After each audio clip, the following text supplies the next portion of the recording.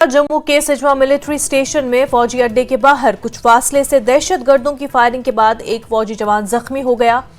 दहशतगर्दों की तलाश के लिए सर्च ऑपरेशन जारी है। इलाके में सिक्योरिटी फोर्सेस का ऑपरेशन भी जारी है।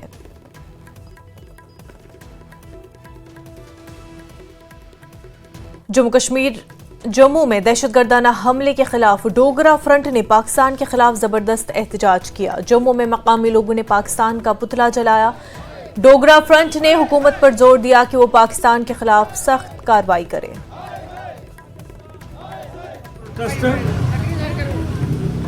अभी समाचार प्राप्त हुआ है कि सुंजमा के अंदर मिलिटेंटों ने अटैक कर दिया है। एक आर्मी का जवान जख्मी हो गया।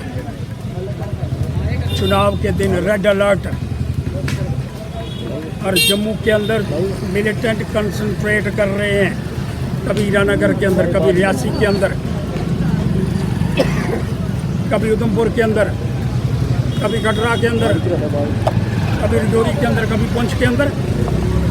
और अभी अभी सूचनाएं प्राप्त हो रही हैं कि मिलिटेंटों ने हमला कर दिया है। जब मिलिटेंटों ने हमला कर दिया, एक हमारा आर्मी का जवान अभी जो सूचनाएं प्राप्त हो रही हैं जख्मी हो गया है। सारी एजेंसी अलर्ट है, उसके बाद भी घटना हो गई। इसलिए हमको इसके विषय में विचार करना चाहिए। और जो हमारी एजेंसीज हैं वो क्यों खामोश बैठी हुई हैं। श्री माता वैष्णो देवी भवन रोड पर हेलीपैड के करीब लैंडस्लाइडिंग का एक वाकया पेश आया और इस लैंडस्लाइडिंग में चंद अकीदतमंदों के फंस जाने का खदशा है। माता वैष्णो देवी श्राइन बोर्ड की जानिब से राहत और बचाव का काम जारी है। लैंडस्लाइडिंग से 3 अकीदतमंदों के जा बहक होने की खबर है। इस हवाले से अभी बाज़ाब्ता तौर तस्दीक होना बाकी है। कांग्रेस सेंट्रल इलेक्शन कमेटी का दिल्ली में इजलास हुआ और 23 निशिस्तों पर उम्मीदवारों का फैसला किया गया। फिलहाल 6 निशिस्तों पर उम्मीदवार जेर इल्तवा हैं। जम्मू कश्मीर कांग्रेस के सदर तारिक हमीद खैरा ने कहा कि दूसरे मरहले के ओपन उम्मीदवारों की 6 सीटों के नाम क्लियर हो गए हैं और फहरिस्त शाम तक आ सकती है। उन्होंने कहा कि हुर्रियत रहनुमा किसी भी पार्टी में शामिल हो जाएं तो इसमें कोई एतराज नहीं है।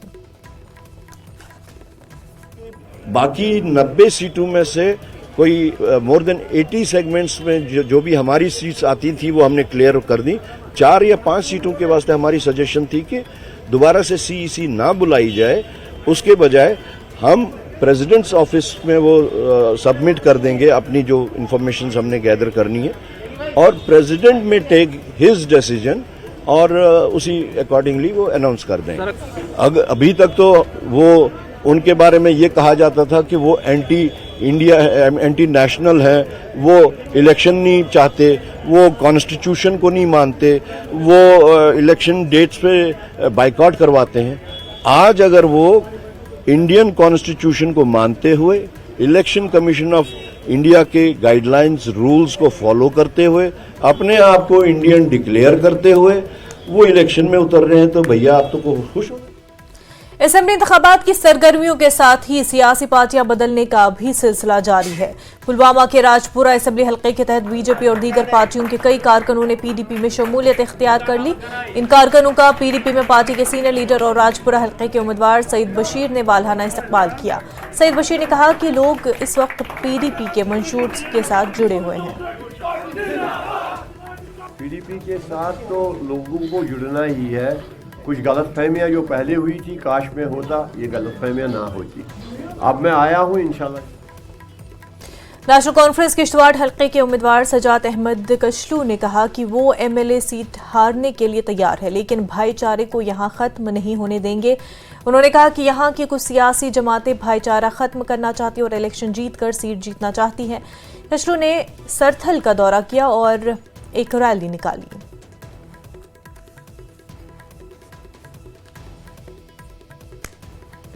हमारी सियासी हिस्ट्री जो है वो एक खुली किताब की तरह 50 साल से हम किश्तवाड़ में हैं। हम कितने कमजोर हैं ये पूरा किश्तवाड़ जानता है। मैं बार बार ये कहता हूं, मैंने आपसे भी अपील की कि भाई ये एक खून का गुलदस्ता है, भाईचारा है। हजारों साल से हम इकट्ठे रह रहे हैं। हमने इस भाईचारे को किसी भी कीमत पर टूटने नहीं देना है। जाए ले जाए, ये बने यही एमएलए बने, यही मिनिस्टर बने, हम हारना कबूल करेंगे, मगर भाईचारे को हम फिर। डोडा मशरक़ी असेंबली हल्के से डेमोक्रेटिक प्रोग्रेसिव आज़ाद पार्टी के उम्मीदवार अब्दुल मजीद वानी ने अपने आबाई गांव भरत बगला से अपनी मुहिम का आगाज किया और उन्होंने एक जलसे आम से खिताब किया। वानी ने कहा कि जम्मू कश्मीर में गुज़िश्ता 10 सालों से कोई तरक्याती काम नहीं हुआ है, जिसकी वजह से आम लोग बहुत परेशान थे, लेकिन अब असेंबली इंतखाबात से लोगों की उम्मीदें फिर से जगमगा उठी हैं। वानी ने कहा कि 2002 में इलेक्शन जीतने के बाद उन्होंने हर गाँव में सड़कें बनाई और दीगर तरक्यात काम करवाए हैं। शुरुआत तो 2002 से शुरू हुई थी, तो आज तक मुसलसल चला आ रहा हूँ। मेरा पहला अपना गांव है, बगला है, भारत है, ये इलाके से शुरू किया। आने वाले वक्त में यहाँ की तामीर और तरक्की, चूँकि 10 साल से कोई इलेक्शन नहीं हुआ, अब इलेक्शन का बिगल बज गया तो हम लोग इनके कुछ भरोसे हैं, एतबार है, तो जिस एतबार को लेकर हम आगे जाएंगे। अपोजिशन का ही इल्जाम लगा रही, उनका कहना है कि जब अब्दुल मजीद वानी कैबिनेट मंत्री थे उनने कोई काम नहीं किया। तो ये काम आसमान से आए, उन्हें 40 साल तो हुकूमतें की, उनने क्या किया? 2002 के बाद ही रोड्स आई, तहसीलें आई, ब्लॉक बने, पंचायतें बर्फिकेशन जो पंचायतों की हुई, काम कार्य जो है वो ज़मीन पे हैं। अगर कोई सबूत करेगा कि 2002 से पेशतर कोई काम हुआ था और इस समत में हुआ था, तो मैं 7 से 10 बेदार हो जाऊँ। बांडीपुरा में नए वोटरों को जमहूरी अमल की जानिब राग़िब करने के लिए आए रोज़ मुनफरिद प्रोग्राम मुनक़िद किए जा रहे हैं। स्वीप के तहत बॉयज़ हायर सेकेंडरी स्कूल में तलबा तालिबात के साथ वोटिंग और तालीम के मौजू पर एक मुबाहिसे का एहतमाम किया गया। DEO बांडीपुरा मंजूर अहमद कादरी के अलावा बड़ी तादाद में तलबा ने शिरकत की। यहाँ पर जो स्वीप के हवाले से जो हमारी ये नोडल ऑफिसर साहब हैं, उन्होंने बहुत ही अच्छे तरीके से इसमें एक जो इनोवेटिव आइडियाज़ देके नए नए प्रोग्राम्स ऑर्गेनाइज किए हैं। जैसे पिछली बार आपने देखा होगा कि ब्लड डोनेशन का कैंप उन्होंने ऑर्गेनाइज किया, और यहाँ पर मुख्तलिफ स्कूल्स और कॉलेजेस के जो स्टूडेंट्स हैं उनके ज़रिए से जो क्लब्स बने हैं, तो उनके जो डिस्कशंस का यहाँ पर हो रहा है, क्लब्स का डिस्कशन हो रहा है। तो इसका मकसद यही है कि ज़्यादा से ज़्यादा जो इलेक्टर्स हैं उनको इस प्रोसेस का हिस्सा बनाया जाए और लोगों में ज़्यादा से ज़्यादा अवेयरनेस को जन्म दिए। दुर्गपाथिक से रिनपोचे की मौजूदगी में जम्मू कश्मीर लद्दाख के मौजू पर एक हफ्ता तवील नुमाइश का इफ्तिताह किया गया और इसका एहतमाम Indian council of historical research नई दिल्ली ने किया और CIBS लेह और J&K स्टडी सेंटर दिल्ली के ताउन से आर्य नागार्जुन ऑडिटोरियम हॉल में इनकाद किया गया और हिल काउंसिल लेह के डिप्टी चेयरमैन सिरिंगा आंगचुक इस मौके पर मेहमान खसूसी रहे। इसके अलावा खासकर अगर मैं लद्दाख की बात करूं तो लद्दाख में जिस तरीके से गोम्पा और बौद्ध धर्म इसके एक एक रजगण में इसकी पूरी इस पूरे क्षेत्र में जिस तरीके से बौद्ध धर्म की स्थिति है और यहाँ से होते हुए जो पूरे सेंट्रल एशिया के क्षेत्रों में बौद्ध धर्म का प्रसार हुआ, वो बहुत ठीक तरीके से हमने लेने का दिखाने का प्रयास किया है। उस विरासत को, उस संस्कृति को और उस इतिहास को कुछ 12-13 पैनल्स में बहुत विशेष रूप से हमने ये दिखाने का प्रयास किया है। यही इस पूरे जो प्रदर्शनी है, एग्जीबिशन है, उसका उद्देश्य है कि नई पीढ़ी में जो भी लोग हैं, जो यहाँ के लोग हैं, उनके मन में जो इस तरह का भाव पैदा किया जाने लगा था कि साहब ये क्षेत्र तो ज्यादातर सेंट्रल एशिया से जुड़े हुए हैं, वो नैरेटिव खत्म हो और जो भारत बनने में उनकी भूमिका है, भारत के सांस्कृतिक इतिहास में उनकी भूमिका है, वो बहुत ठीक से उभर कर सबके सामने आ सके। उसमें लेह में इंडो लेप्रोस्कोपिक सर्जरी की ताज़ा कार्यों पर एल्सा OP 108वां वर्कशॉप मुनक़िद हुआ। वर्कशॉप में मुख्तलिफ ममालिक जैसे वियतनाम, सिंगापुर के अलावा दिल्ली, कश्मीर और लद्दाख के मंदुबीन ने शिरकत की। एल्सा एशिया बहरुल के इलाके में एंडोस्कोपिक और लेप्रोस्कोपिक सर्जन की सर्जिकल एसोसिएशन है, जिसके 3000 से ज़्यादा अराकीन हैं। Doctor health UT Ladakh doctor Tashi Thinles ने मेहमान खसूसी की शिरकत की और उन्होंने कहा कि इस तरह की वर्कशॉप लद्दाख के डॉक्टरों के इल्म में इजाफा करने में माउन साबित होंगे। जो है ये है endoscopic laparoscopic society of Asia करके, तो इसमें जो हमारा लेप्रोस्कोपिक ये होते हैं, सर्जरीज होते हैं या एंडोस्कोपिक सर्जरीज होते हैं, आप लोगों को पता ही होगा, जैसे मिनिमली इन्वेजिव सर्जरी भी बोलते हैं लेप्रोस्कोपी को। जैसे कन्वेंशनल ओपन में हम बड़ा इंसिजन देते हैं, इसमें बड़ा स्कार आता है, ज़्यादा पेन होता है, पोस्ट ऑफ रिकवरी में ज़्यादा टाइम लगता है, तो इसमें सब कुछ वो शॉर्ट हो जाता है। लेप्रोस्कोप मशीन के थ्रू छोटा सा एक होल से ऑपरेशन करते हैं। तो इन्होंने यहाँ पर एल्सा एक सोसाइटी है, इन्होंने ट्रेनिंग करते हैं, हर जगह जाते हैं, उन्होंने फिर वर्कशॉप करते हैं। तो ये दूसरी बार है, लेह में कर रहे हैं, तो हमारे लिए बहुत ही खुशकिस्मती की बात है कि यहाँ पर ये एक बार फिर से हमारे यहाँ पर हमारे डॉक्टर्स को ट्रेनिंग करने के लिए उन्होंने मशीन लेके आए हैं। जो मशीन जैसा कि हम बॉडी पे ऑपरेशन करते हैं वैसे ही मशीन में पहले करना, जो है हमारा ड्राई ऑपरेशन सर्जरी कहते हैं, वो करके उसके बाद फिर जो एक्चुअल पेशेंट पिक करने का हॉस्पिटल में करने, वो दोनों ट्रेनिंग भी कर रहे हैं। तो उसके रिलेटेड जो भी बैकग्राउंड है, थियोरेटिकल है, और जो डिस्कशंस होंगे यहाँ पर, बहुत लंबा चौड़ा डिस्कशन होगी, तो बहुत ही खुशकिस्मती की बात है हमारी। जम्मू कश्मीर में असेंबली इंतखाबात के सिलसिले में शोरज़दा इलाकों में सियासी गहमा गहमी देखने को मिल रही है। जिला कुलगाम में मिलिटेंसी से मुतासरा इलाकों में सियासतदा मुहिम जारी रखे हुए हैं और DPAP के उम्मीदवार मोहम्मद अमीन भट्ट ने फिरसल और मुल्हिका इलाकों में मुहिम शुरू की है। उन्होंने लोगों से वोट डालने की अपील की। ये जो एरिया रहा है ये 30-35 साल परमानेंट एरिया रहा है। यहाँ हालात बहुत खराब थे, यहाँ कोई ना मेहमान नहीं आता था इस हालात। बाकी लोगों की बात ही नहीं। मेरी अपील है इनसे कि वोट मुझे दीजिए, मैं आपकी खिदमत करूंगा और मैं आपका हमसाया हूँ। मेरा चुनाव निशान बाल्टीन है, इस पर आप मोहर लगाइए और मोहम्मद अमीन भट्ट को MLA बनाइए। मैंने पहल किया, यहाँ मारदाड़ है, यहाँ लोगों को बड़ा सताते हैं, नौजवानों को। मैंने इनको वादा दिया है कि मोहम्मद अमीन भट्ट MLA बनते ही ये मारदाड़ खत्म देंगे। खबरों का सिलसिला आगे भी जारी रहेगा, लेकिन उससे पहले एक छोटा सा ब्रेक।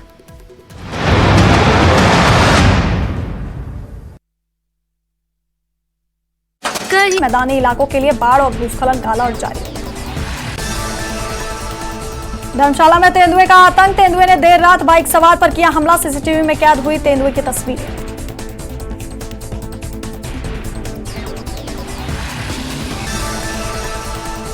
डेमोक्रेटिक प्रोग्रेसिव आजाद पार्टी के उम्मीदवार अब्दुल मजीद वानी ने शुरू किया प्रचार अभियान। कहा 10 सालों से जम्मू कश्मीर में नहीं हुआ। ब्रेक के बाद आपका खैर मकदम। पामपुर के PDP उम्मीदवार ज़हूर अहमद मीर ने पामपुर के कई इलाकों में इलेक्शन रैलियों का इनेकाद किया और उन्होंने लोगों से उन्हें कामयाब बनाने की मांग की। मीर ने बताया कि वो अभी तक 3 बार MLA रहे हैं और उन्होंने इलाके में बहुत तामीर और तरक्की की है। मीर ने कहा कि अगर वो आने वाले इलेक्शन में जीत दर्ज करेंगे तो वो स्टोन क्रॉस पर पाबंदी हटवाएंगे। कि जब मैंने नॉमिनेशन फॉर्म भरा है उसके बाद मैं हर कोशिश कर रहा हूँ कि हर गांव तक पहुँचूँ। बहुत सारे गांव में पहुँचा हूँ और लोगों से बात की है कि मैं पिछले 14 सालों से यहाँ की इस इलाके की नुमाइंदगी करता आया हूँ। तो लोगों को पता है जहाँ जो पुरानी कॉन्स्टिट्यूंसी थी अब कुछ नया भी इसे जोड़ा गया और पुरानी कुछ कॉन्स्टिट्यूंसी कट गई है जो और कॉन्स्टिट्यूंसी में जम हो गई है। तो लोगों को पता है मेरे 14 सालों में बहुत कोशिश की है कि हर गली कोचा में खुद पहुंचा हूँ। जो मुश्किलात लोगों के थे उसकी कोशिश की कि उनकी मुश्किलात दूर करूँ। शुक्र अल्लाह का बहुत कुछ हुआ है और आगे भी इंशाल्लाह। PDP के उम्मीदवार बराए कुलगाम मोहम्मद अमीन डार ने कहा कि सियासी मसाइल का हल ज़रूरी है और PDP ने पहले ही अपने मंशूर में खसूसी पोजीशन और दीगर मसाइल का जिक्र किया है। हमने कहा 220 यूनिट फ्री भी करेंगे और 12 गैस सिलेंडर भी देंगे। लेकिन सबसे इम्पोर्टेंट चीज है जो कश्मीर का मसला है, जो हमसे छीना गया, जो हमारे से स्टेटहुड छीनी गई, आर्टिकल 370 छीना गया, 35A छीना गया। उसके अलावा भी कश्मीर एक मसला है, पॉलिटिकल इशू है। हम इंडियन कॉन्स्टिट्यूशन के दायरे के अंदर एक मजबूत आवाज PDP बनी हुई है, आगे से भी एक मजबूत आवाज बनेगी। आज़ाद उम्मीदवार बराए त्राल डॉक्टर गुलाम नबी भट्ट ने बट नूर बसमनी तक एक इंतखाबी रैली की क़यादत की। कारकुनों की एक बड़ी तादाद ने उन्हें बसमनी में इस्तकबाल किया। डॉक्टर गुलाम नबी भट्ट ने बताया कि उनके ख़ानदान ने नेशनल कॉन्फ्रेंस की तहरीक के लिए कुर्बानी दी, लेकिन अब उनकी कुर्बानियों को नज़रअंदाज किया गया है। और मैं वेलकम किया है हमेशा। रही बात पैसे बांटने की, वो आपने भी देखा। इवन कल मैंने सुना, मैं कुशमुला गया था, कुछ लड़कों ने मुझे अलग से बुला के लिया, बोला यहाँ ये बोल रहे कि डॉक्टर साहब बीजेपी ज्वाइन करेगा। मैंने बोला अगर सब लोग बीजेपी ज्वाइन करेंगे, ये मेरा वादा है आपसे, कम से कम मैं नहीं करूँगा, मैं रिज़ाइन करूँगा, बीजेपी ज्वाइन नहीं करूँगा। ऑल इंडिया कश्मीरी समाज ने दीगर कश्मीरी पंडित तंजीमों के साथ जम्मू में एक प्रेस कॉन्फ्रेंस से खिताब किया और उन्होंने तमाम सियासी जमातों से कहा कि वो कश्मीर में कश्मीरी पंडित बरादरी की बाज़ाबात कारी के लिए रोड मैप वाज़े करें। डॉक्टर उत्पल कौल ने कहा कि अब तक कश्मीरी पंडित इंसाफ के हसूल के लिए दर दर भटक रहे थे और उन्होंने ये भी मुतालबा किया कि सियासी जमातें कश्मीर में काम करने वाले पीएम पैकेज के मुलाजमीन और नकद रिलीफ में इजाफे के बारे में अपना मौक़िफ़ वाज़े करें। बाद विधानसभा चुनाव होने वाले हैं और सभी सेक्शन जो हैं सोसाइटी के, उनको एक बहुत उम्मीदें हैं इससे, चाहे वो रिफ्यूजी हैं, चाहे वो कश्मीरी पंडित समाज है। आज कश्मीरी पंडित समाज के विभिन्न संगठनों की तरफ से भी अपनी बात रखी गई है। हमारे साथ उत्पल कोल जी हैं। सर, आपने आज क्या कुछ एक तरह से अपील की है गवर्नमेंट से और कश्मीरी पंडित समाज की एस्पिरेशंस क्या है? आज हम गवर्नमेंट से ज़्यादा पॉलिटिकल पार्टी से अपील करते हैं, क्योंकि इलेक्शन आ रहा है और इलेक्शन में कौन सरकार बनाता है ये तो इलेक्शन के बाद ही पता चलेगा। और हम सब पॉलिटिकल पार्टीज को, कांग्रेस को, नेशनल कॉन्फ्रेंस को, पीडीपी को और भारतीय जनता पार्टी को बोल रहे हैं कि आप हमको रोड मैप बताइए। आप बताइए कि आप कश्मीरी हिंदू की जो प्रॉब्लम है, और सबसे बड़ी प्रॉब्लम है कश्मीर का घर, कश्मीर में हमको घर होना चाहिए। उसके लिए हमने सुझाव दिया है कि सरकार जो बनेगी उनको वन प्लेस सेटलमेंट कश्मीरी हिंदुओं के लिए करना चाहिए, तब जाके वो सिक्योर फील करेंगे कश्मीर में एक ही जगह जब इकट्ठे रहेंगे। जैसे यहाँ भटिंडी में रह रहे हैं, जैसे यहाँ खट्टी का तालाब में रह रहे हैं, हम भी एक जगह रह के सिक्योर फील करेंगे और सारे कश्मीर में तो घूम सकते हैं, रह सकते हैं। लेकिन सबसे पहले जब तक पूरी कॉन्फिडेंस हमारे में आ जाएगी तब तक हमको ये होना चाहिए। और उसके साथ साथ जो हमारे पीएम पैकेज एम्प्लॉयज़ हैं, पीएम पैकेज एम्प्लॉयज़ कश्मीर में, तो अभी भी उनको बहुत तकलीफ है। सबको अकोमोडेशन नहीं मिली है, अकोमोडेशन मिली है तो इतनी छोटी अकोमोडेशन जिसको हम बोलते हैं कबूतर, जैसे कबूतरों का घर है, मतलब पिजन होल्स में उनको रखा है। और जहां जगती में अभी वो सारे ऐसा लग रहा है जैसे कभी भी गिर सकता है, जो ये वहाँ एक रूम वन रूम अपार्टमेंट्स है। और आज पिछले 10 साल से रिलीफ में कोई बढ़ोतरी नहीं हुई है। एक बेचारे कैसे 13,000 में क्या गुजारा करेंगे? हालांकि विभिन्न पार्टियां हैं, जो यहाँ के रीजनल पार्टी हैं, चाहे नेशनल पार्टीज हैं, सब ने जिन्होंने अपने मैनिफेस्टो भी रिलीज किए हैं, उनमें भी कहा है कि हम जो रिहेबिलिटेशन है कश्मीरी पंडितों की करेंगे। कश्मीरी पंडित समाज कितना आश्वस्त है उन आश्वासनों से? देखिए, जो हमारी पिछले 35 साल से एक्सपीरियंस है, जब पीडीपी और नेशनल कॉन्फ्रेंस की सरकार आ गई, या फिर पीडीपी की फिर आ गई, फिर नेशनल कॉन्फ्रेंस की आ गई, फिर बीजेपी के साथ मिलकर कोई कंक्रीट स्टेप नहीं उठाया। तो हम चाहते हैं कि अब बहुत देर हो गई, अब 35 साल हो गए, एक कंक्रीट स्टेप, 2 लाइनें आपने मैनिफेस्टो में लिखी, अब हमने देखा है ये सड़क पर कैसे उतरेगा, ये जमीन पर कैसे उतरेगा। ये बहुत ही इम्पोर्टेंट बात है कि हमको मतलब खाली मीठी बातें उसमें करेंगे और ये इलेक्शन के ये लेक्चर सारे लीडर करेंगे और बोलेंगे जी हम वो करेंगे, ये करेंगे, और बाद में करते कुछ नहीं है। ये तो जमीनी सतह पे काम करना होगा कश्मीरी पंडित विस्थापित समाज के रिहेबिलिटेशन के लिए। हालांकि इनका कहना है कि वादे और दावे तो बहुत किए गए हैं, लेकिन उनको जो भी पार्टी जीत के आए उसको ये अपना रूट मैप क्लियर करना होगा कि कश्मीरी पंडितों की घर वापसी के लिए क्या कुछ कदम वो उठाएगी। कैमरामैन चांद के साथ राजेंद्र, न्यूज़ 18 जम्मू। पीडीपी की सदर महबूबा मुफ्ती ने नेशनल कॉन्फ्रेंस पर इल्जाम लगाया कि एनसी के दौरे हुकूमत मायूस कुन रही। मुफ्ती ने कहा कि जम्मू कश्मीर में पोटा भी एनसी की वजह से ही है। कह रही हम सच्चाई बयान कर रहे हैं कि एक तरफ से नेशनल कॉन्फ्रेंस के पास 7 एमएलए होते थे उनकी कारकर्दगी क्या रही है, और दूसरी तरफ पीडीपी के पास उससे 3 गुना कम एमएलए होते तो हमारी कारकर्दगी क्या रही। मुझे तो लगता है ये कोई मुखालफत नहीं, ये सच्चाई है कि पिछले 60 साल में 70 साल में 40 साल यहाँ नेशनल कॉन्फ्रेंस की सरकार रही है, और उनकी क्या कारकर्दगी है और पीडीपी की क्या कारकर्दगी है। उमर साहब बीजेपी में मिनिस्टर थे, उन्होंने उस वक्त क्या किया, बीजेपी का हिस्सा थे, उन्होंने पोटा लाया, उन्होंने शातूस में बैन लगाई, उन्होंने पाकिस्तान पे हमला करने की वकालत करते थे।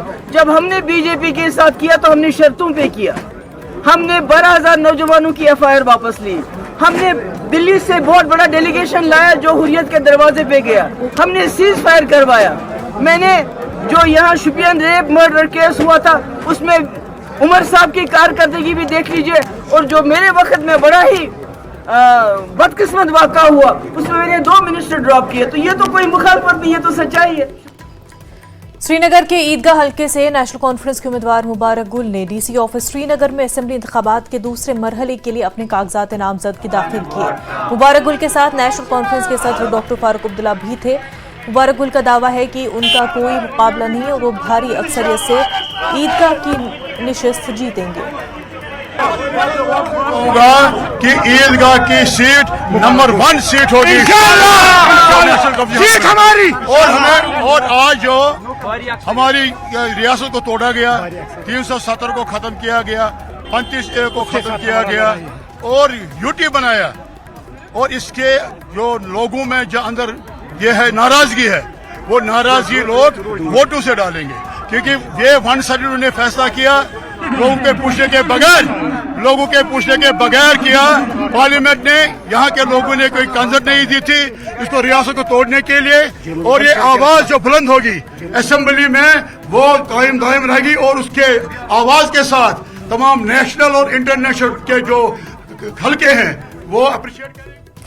पीडीएफ के चेयरमैन हकीम मोहम्मद यासीन ने सरार शरीफ असेंबली हल्के से अपना पर्चा नामजदगी दाखिल किया, और नागाम बडगाम में रिटर्निंग अफसर के सामने हकीम यासीन ने अपना पर्चा नामजदगी जमा कराया है। उनके हमरा कसीर तादाद में उनके हामी मौजूद रहे। हकीम ने सियासी जमातों को निशाना बनाते हुए कहा कि अगर 1987 में गड़बड़ न हुई होती तो जम्मू कश्मीर के हालात आज ऐसे न होते। हम एक जमहूरी निजाम में रह रहे हैं, कोई भी कैंडिडेट किसी भी जगह फॉर्म भर सकता है, वहां भी कोई भर सकता है। अभी 2 दिन है, कोई प्रॉब्लम नहीं है, मगर जमहूरी निजाम में कोई भी वोटर जो बालिग हो किसी भी जगह फॉर्म भर सकता है। तो यहाँ के लोगों के ख्वाहिशात के मुताबिक इन्होंने इसरार किया, तमाम चीजों को मद्देनजर रखते हुए, डेवलपमेंट को, बाकी दूसरी चीजों के बारे में। अब उन्होंने देखा कि डेवलपमेंट कहाँ हुई कहाँ नहीं हुई, उसी को मद्देनजर रखते हुए यहाँ के लोगों की चाहत है, इसलिए उनकी। जम्मू कश्मीर के साबिक गवर्नर सत्यपाल मलिक का बीजेपी से गहरा ताल्लुक था, इसलिए वो इस बात से वाकिफ हो सकते हैं कि जम्मू कश्मीर में राम माधव की मौजूदगी पीडीपी और बीजेपी को एक साथ लाना है। उमर अब्दुल्ला ने जिला गांधरबल के कंगन में मीडिया से बात करते हुए इन बातों का इजहार किया। हुर्रियत रहनुमाओं की मेन स्ट्रीम सियासत में शमूलियत पर तबसरा करते हुए उमर ने कहा कि पहले वो इंतखाबी बाइकआउट की कॉल देते थे और अब वो इलेक्शन लड़ने के लिए तैयार है, जो कि हमारी कामयाबी है।